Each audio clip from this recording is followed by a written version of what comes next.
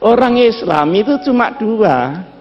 Kalau ndak NU ya Muhammadiyah. Sudah, ndak ada lain-lain lagi. Ini mau besanan saja takut. Takut tidak mendapat barokah dari masing-masing pemimpinnya. Selisih sedikit ribut. Yang satu kunut, yang satu tidak kunut, ribut. Padahal di kitabnya orang NU ada kunutnya dan ada tidak kunut. Tapi karena dia terkooptasi oleh golongan, ribut. Kalau tidak kunut itu begini-begini. Alhamdulillah sekarang ini sudah tidak ribut karena sudah tidak sholat subuh.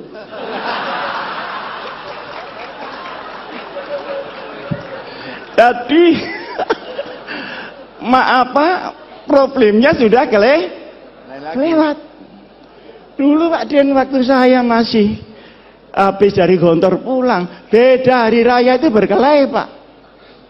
Takut ini puasanya dosa segala macam.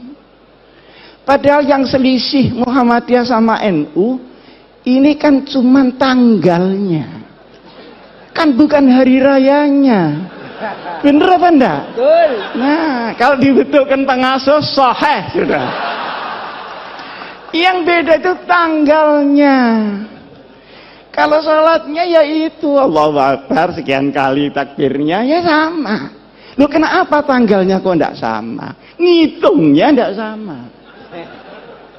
Kalau NU itu harus kelihatan tanggalnya dan itu perlu 2 derajat di atas ufuk. Muhammadiyah pokok sudah istimewa selesai lah. Ada apa mesti diinceng itu? Apa tamu dia? Lah yang nginceng ini ya tidak mau disalahkan. Karena Rasulullah Shallallahu Alaihi Wasallam itu nginceng. Sampai saya ketika itu Pak Din belum jadi ketua Muhammadiyah.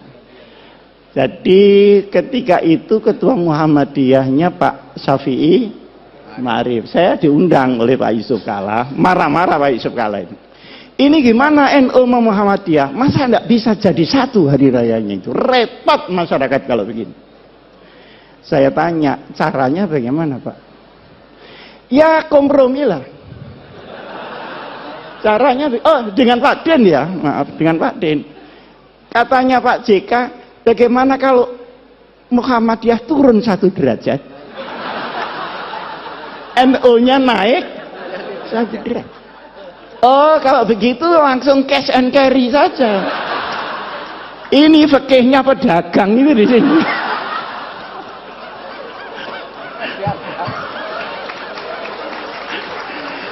Kok disuruh naik turun? Saya bilang enggak bisa Pak itu. Lah terus yang bisa bagaimana? Yang bisa pengertian seluruh umat Islam bahwa perbedaan itu terbuka memang ada. Yang kedua, ini tidak mengada-ada karena sholatnya sama, tanggalnya yang tidak sama. Wong hari di sini sama hari di Amerika tidak sama kok. Kita berangkat dari Jepang, dari Narita itu ya Pak Akhir, itu Jumat sore, sampai di California itu Jumat pagi. Ini sembahyang Jumat lagi apa tidak? Kalau sembahyang Jumat lagi kok sergap banget gitu loh. Sergap banget. Tapi ketika pulangnya, misalnya dari New York ke Jakarta, berangkatnya Jumat pagi, itu sampai Jakarta hari Minggu. Jadi kehilangan 1 hari, tidak tahu di mana Sabtunya ini. Jadi soal tanggal itu sudah biasa-biasa saja lah soal tanggal. Nah, alhamdulillah ini karena mungkin zamannya yang berubah, maka kedekatan ini semakin hari semakin nyata. Saya sama Pak Din sering diundang pidato bareng gitu. Kadang saya bisa, kadang Pak Din bisa, kadang salah satu tidak bisa gitu. Tapi lebih sering saya diundang Muhammadiyah daripada Pak Din diundang NU. Hah? Padahal ini mantan NU nih. Kenapa dia pindah? Karena tidak kerasan saja sama orang NU. Bukan karena teori yang tinggi-tinggi gitu. Ini orang NU kok kumuh banget. Teman itu sekitar itu saja. Nah, masalahnya adalah sekalipun NU Muhammadiyah ini berbeda di dalam furu, bahkan Ibnul Furu ya. Tetapi wawasan keumatannya sama, wawasan kenegaraannya sama. Karena Hadratus Syekh Kiai Hasyim Asy'ari ikut mendirikan republik. Kiai Ahmad Dahlan ikut mendirikan republik. Pahlawan nasional ada di dua belah pihak. Tahu jerih payahnya bagaimana membawa Islam di tengah kebinekaan yang luar biasa itu. Maka sabar. NU sama Muhammadiyah itu sabar. Cuman NU itu sama Muhammadiyah menurut saya itu sepasang sandal. Jadi kalau dipakai semua. Kalau tidak ya sekalian tidak semua. Jangan dipakai yang kanan, yang kiri tidak dipakai. Nah ini kira orang stres itu. Orang NU suruh bikin universitas rapi seperti Muhammadiyah. Sulit Pak. Tapi rahasia, jangan ngomong-ngomong orang. Tapi orang Muhammadiyah suruh ngurusi orang macul yang sehari-hari tidak ngerti apa-apa. Sehingga dia musyrik menjadi muslim. Enggak sabar juga Pak. Nah, bertemunya ini banyak yang tidak suka.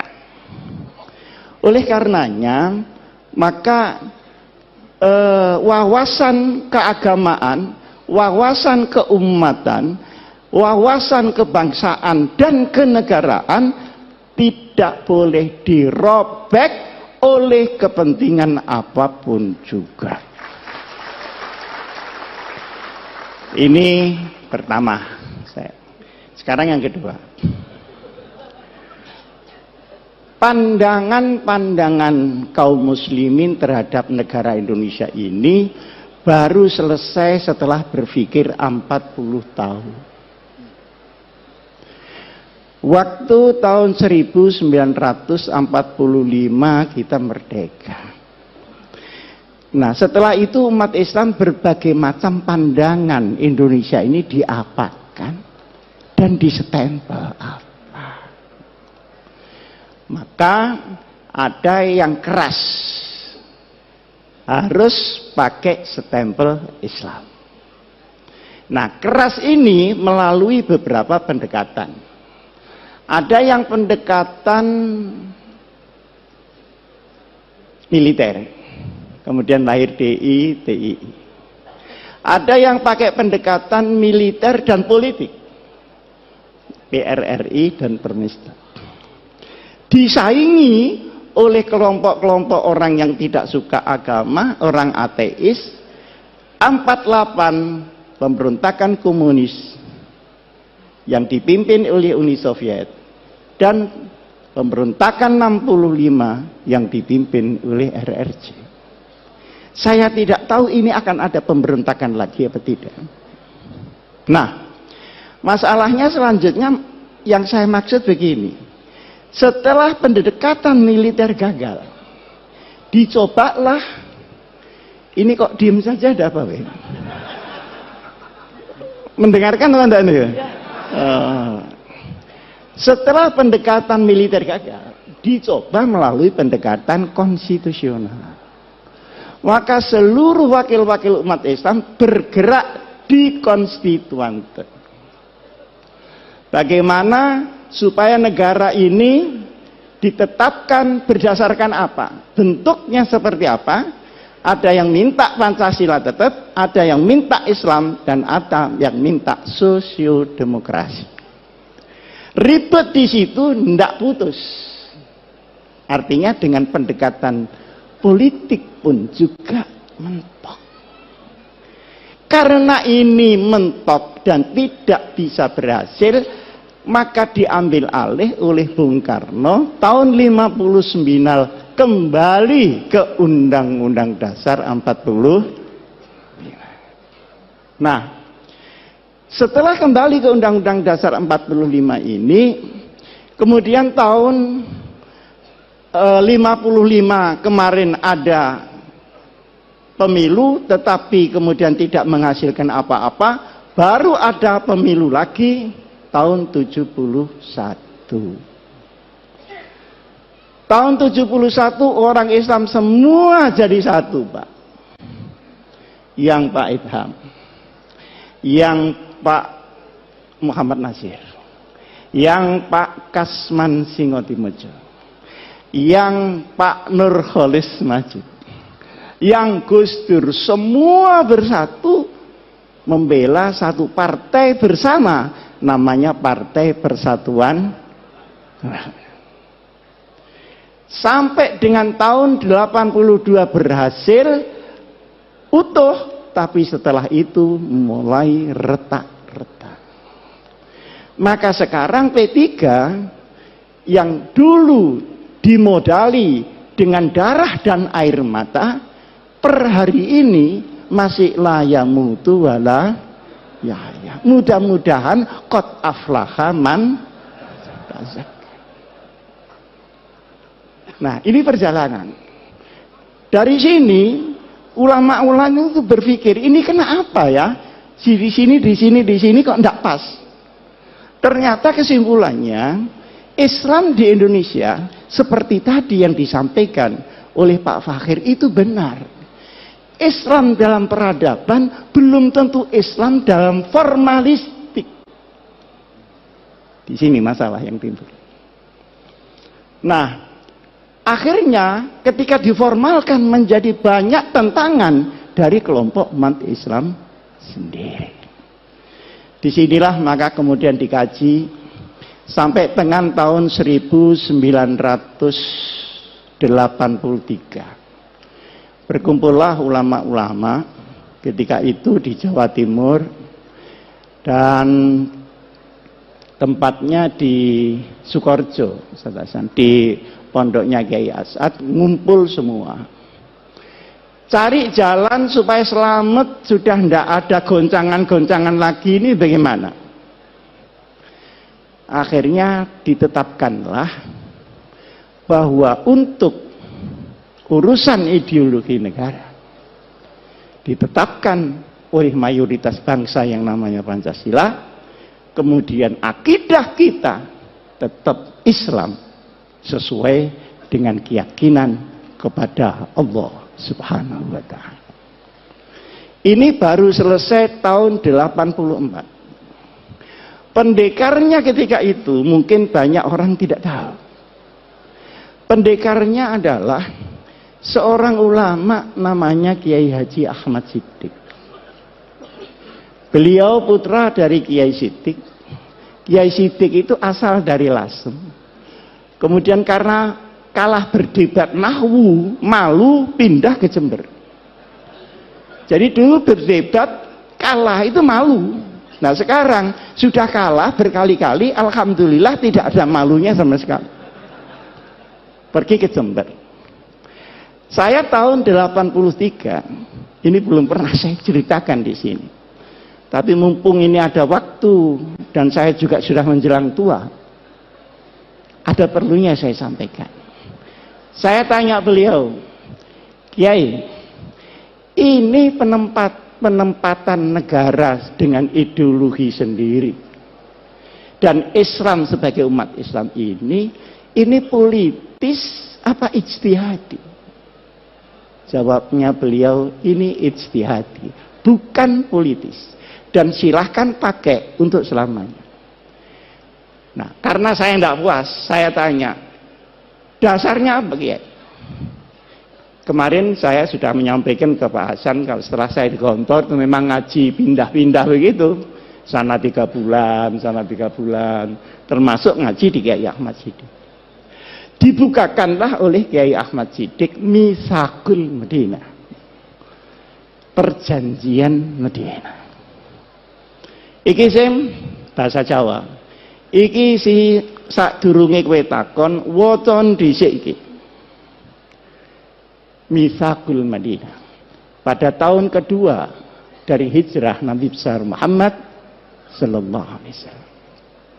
Nah, setelah saya baca, ya saya bisa lah baca, wong lulusan Gontor masa enggak bisa bahasa Arab. Bisa saya baca. Komentar saya, subhanallah, ini adalah piagam yang paling orisinil untuk demokrasi dan kemanusiaan.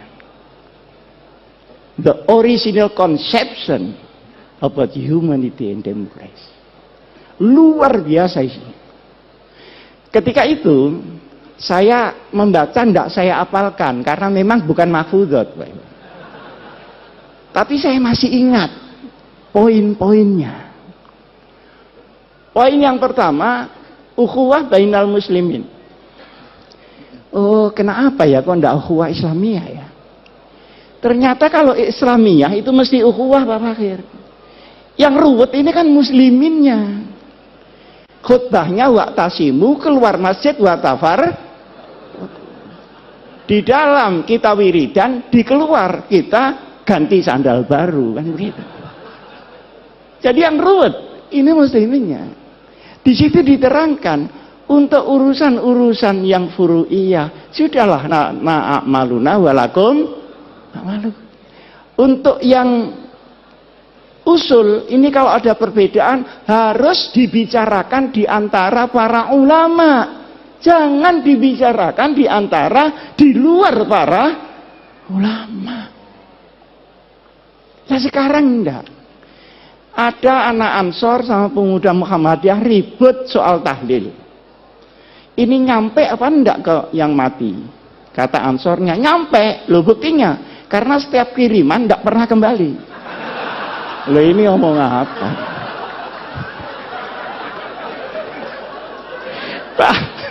Ya pemuda Muhammadiyahnya ini kan enggak terima. Mana tanda buktinya? Nah kalau diserahkan bangsa begini ini Pak, innalillahi wa inna ilaihi raji'un. Nah kalau sudah sampai top dia merusak Islam, dia harus dinyatakan tegas dia berada di luar Islam. Luar biasa. Saya baru diberitahu oleh polisi. Dulu Pak Asim, ada orang ngaku malaikat Jibril namanya Lia Eden. Bener ya? Ada orang yang mengaku Nabi Muhammad namanya Musad. Dua-duanya ditangkap. Dimasukkan di tahanan. Ditanya oleh polisi. Wahai malaikat Jibril, pernahkah ketemu Nabi Muhammad ini? Ternyata belum pernah ketemu dua orang.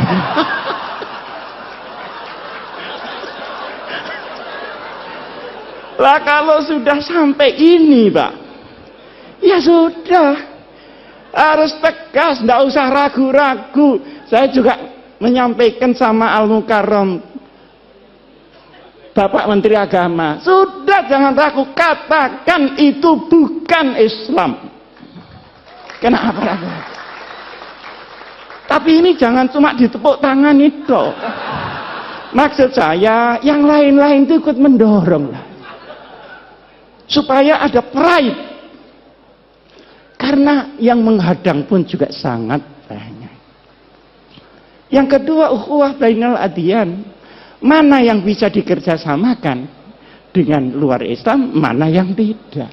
Itu jelas sekali. Sehingga rahmatan lil alamin memang melampaui rahmatan lil muslimin. Urusan yang tidak syariah sudah. Bikin got bareng bangunan tidak apa-apa. Tapi kalau urusan yang syara, yang akidah, ya lakum dinukum, itu ada tuntunannya Pak. Dan itu disusun langsung Rasulullah Shallallahu Alaihi Wasallam.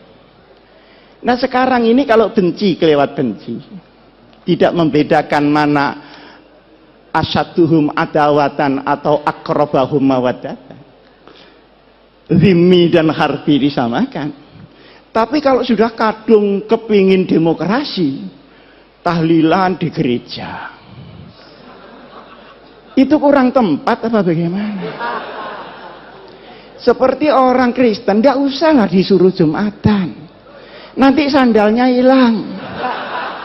Saya kan sering dicemooh sama orang Kristen. Gimana orang Islam itu?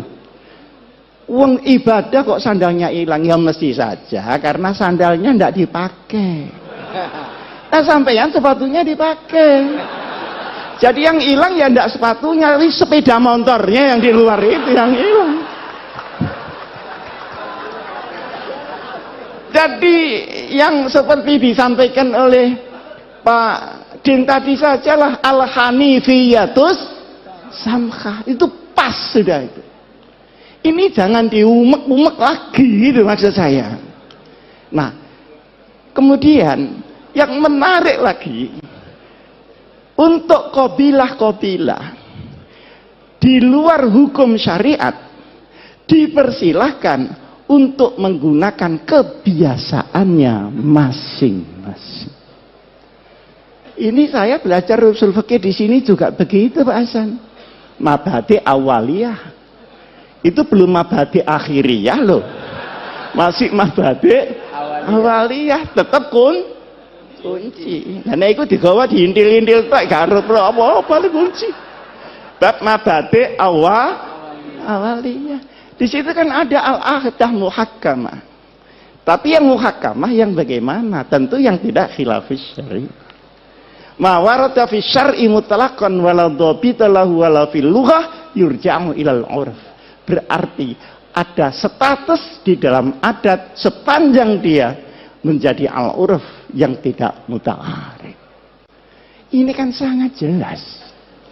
Nah, sekarang ini semua diubah. Yang lunak terlalu lunak, yang keras kekerasan. Semua yang lain dirinya dibilang kafir, masuk neraka. Neraka semua masuk neraka, surganya cuma dia aja. Lu kok tidak takut masuk surga sendirian? Yang arduhat samawatu wal gini-gini ini bagaimana?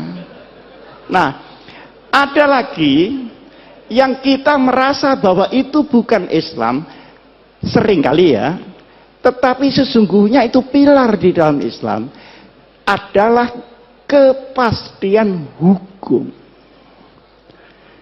Innallaha ya'murukum an tu'addul amanati ila ahliha. Tu'addul amanati ini untuk Pak Hidayat Nur Wahid. Untuk politisi-politisi supaya membawa amanat rakyat. Jangan 5 tahun sekali datang ke rakyat terus tidak tahu lagi, menunggu 5 tahun lagi. Ini yang tidak tepu, ini mesti pendaftar. Nah, kalau idza hakamtum, ingat bainan nas bukan bainal muslimin, antahkumu bil adl. Penegakan hukum ini harus sama rata sama rasa. Nah, sekarang di Indonesia kan tidak. Hukum naik susah, ke bawah kena. Pajak naik sulit, turun gampang. Akhirnya yang kena yang kecil-kecil. Jadi kepastian hukum. Jadi, inti dari hukum adalah al-adalah. Inti daripada politik adalah al-amanah. Kalau dua ini hilang, maka hukum akan menjadi cerita dan politik akan menjadi akumulasi kekuatan saja. Luar biasa, Pak. Di bawah ada lagi al-musawah bainal iqtisad, keadilan ekonomi. Ini tidak sama rata sama rasa, tapi sama-sama merasakan. Beda kan? Sama-sama merasakan. Kalau tadi biar anak saya Fatimah Sarakot lakotok tuh, ya dah. Kalau ini enggak. Masa tukang ban minta rezeki sama dengan pabrik ban? Kan enggak mungkin. Tapi semua kebagian, halalan, thayyiban, mubarakan. Orang sedikit bisa bahagia, dapat banyak bisa bahagia, dapat sedikit bisa menjadi pencuri, dapat banyak pun bisa menjadi rampok di mana-mana. Yang habiskan uang negara itu bukan orang miskin, Pak. Orang yang sudah Masya Allah kayanya. Nah, di sini pun adalah ketentuan yang harus ada di sebuah negeri, apapun bentuk negeri itu, kita ada orang Islam di situ, kita harus perjuangkan ini. Nah, kemudian ketika Madinah diserang orang-orang lain, maka seluruh agama yang ada, baik Yahudi, Nasrani maupun Sabi'in, harus bersama-sama membela nasionalisme Madinah. Coba, Pak. Ini kan Masya Allah. Dan ini bikinan Nabi Muhammad loh, bukan bikinan Muhammad belakangan ini, Pak. Ini Nabi Muhammad. Kekurangan kita adalah di dalam pemahaman daripada Islam, implementasinya sudah punya fikih, sudah punya dakwah, tapi kita sering melupakan sirah nabawiyah di dalam memimpin umat Muhammad Rasulullah Sallallahu Alaihi Wasallam. Karena sirah nabawiyah itu juga strategi implementatif yang real dari Rasulullah. Kapan Rasulullah dakwah diam-diam, kapan terang-terangan, kapan mengungsi, kapan hijrah besar-besaran, kapan dia menunggu, dan kapan beliau membalas serangan. Semuanya ini harus kembali di dalam benak kita. Nah, sekarang ini para bapak yang saya muliakan, negeri yang tadi oleh para ulama diputuskan tahun 84 itu supaya diisi, jangan didekonstruksi. Kalau didekonstruksi ruwet, habis waktu untuk mendekonstruksi, belum lagi mengisinya kembali. Lebih langsung dengan melakukan jurusan al-amru bil ma'ruf wan nahyu 'anil munkar. Seperti ada LGBT itu kok saya dengar yang teriak-teriak kok cuman saya, yang lain-lain ini gimana kok enggak teriak-teriak. Itu kan embrio supaya laki-laki kawin dengan laki-laki, perempuan kawin dengan perempuan, kan gitu maunya Pak Fakir. Kalau perempuan kawin dengan perempuan, saya nggak tahu lah karena saya nggak pernah jadi perempuan. Tapi kalau laki-laki kawin dengan laki-laki, itu mau olahraga atau mau kawin? Digempur saja. Saya juga ditanya pada Pak Hidayat, ini gimana gempur dari segala penjuru yang udkhulu min abwabin mutafarriqah.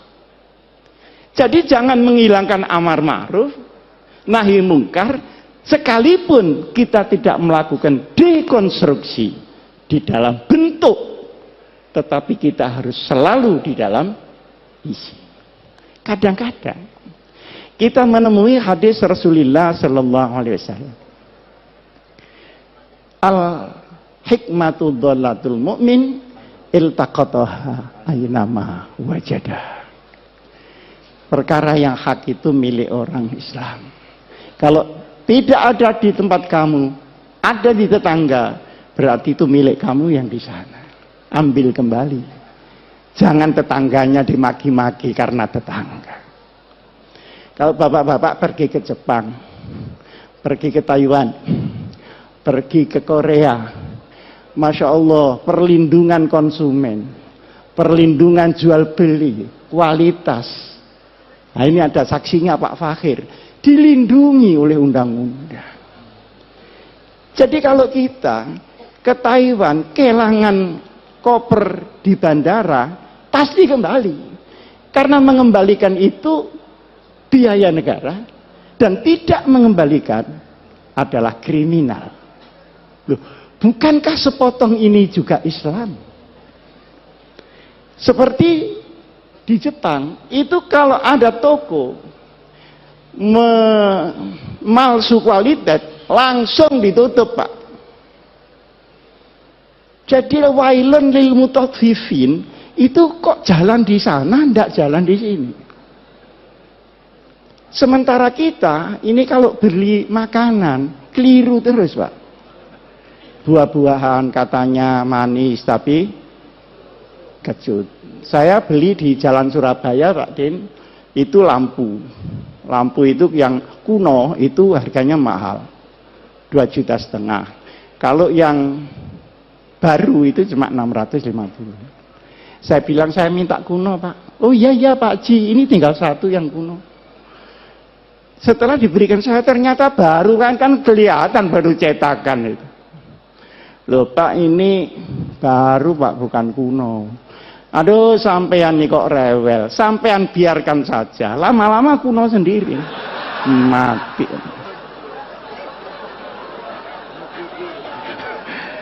Itu namanya sekarang katanya mukidi. Ini lama-lama kuno sendiri. Wah, ini orang belum tahu siapa yang beli ini. Akhirnya saya bayar 650. Loh, Pak Ji kurang ini.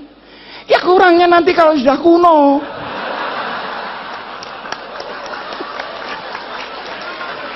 Itu kira-kira ada di Jepang apa ada di Indonesia kira-kira? Lah terus sepotong ini saja loh ya, bukan la ilaha illallahnya. Yang Islami yang mana? Akhirnya dia sadar, loh Bapak ini dari Sidoarjo, enggak, saya dari Malang. Lu Malang mana? Itu kan ada Pondok Al-Hikam, itu pondok saya. Oh kalau begitu Bapak ini Pak Hasyim Muzadi ya? Kok enggak bilang dari tadi ya? Kan malu saya kalau begini. Jangan begitu, lain kali bilang Pak kalau Bapak ini Pak Hasyim Muzadi. Bagaimana mudah-mudahan saya ini tidak kualat saya ini. Jadi dia takut Allah apa takut Hasyim Muzadi?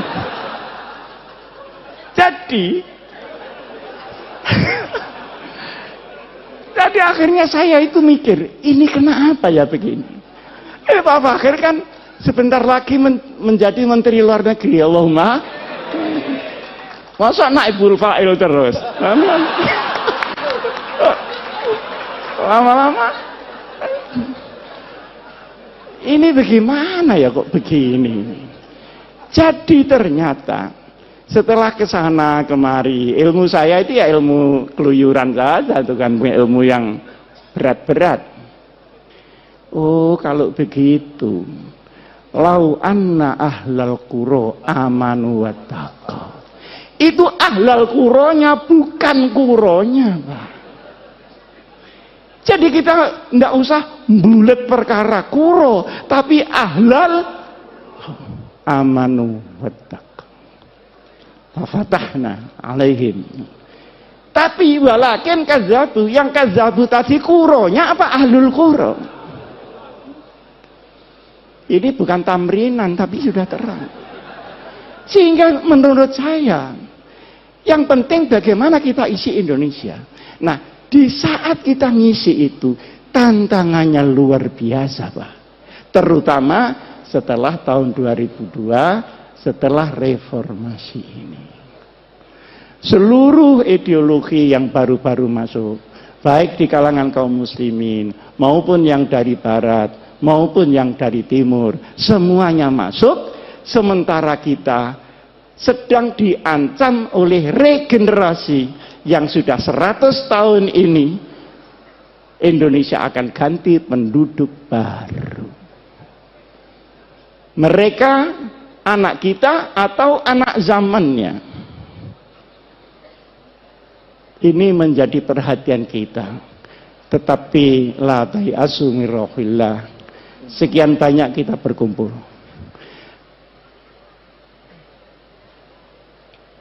Hum ya'lamuna kama ta'lamun wa tarjuna minallahi ma la yarjun. Oke, mari kita berjuang mengisi Indonesia ini. Berhadapan dengan yang merusak.